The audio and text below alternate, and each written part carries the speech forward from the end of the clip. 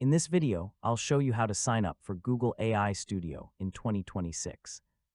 Google AI Studio is a useful platform for exploring Gemini models, testing prompts, creating AI-powered applications, and experimenting with generative AI. So if you're new to Google AI Studio, this guide will walk you through the basic sign-up process step by step. First, open a web browser on your PC or laptop. Go to the official Google AI Studio website and wait for the page to load. When the website opens, look for the option to sign in or get started. Click on it to continue. Google AI Studio uses a Google account, so you'll generally need to sign in with an existing Google account. Enter your Google email address and continue with the sign-in process.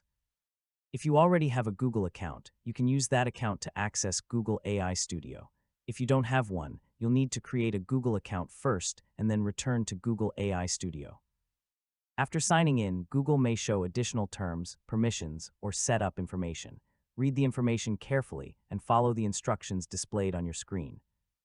Once the setup is complete, you should arrive at the Google AI Studio workspace.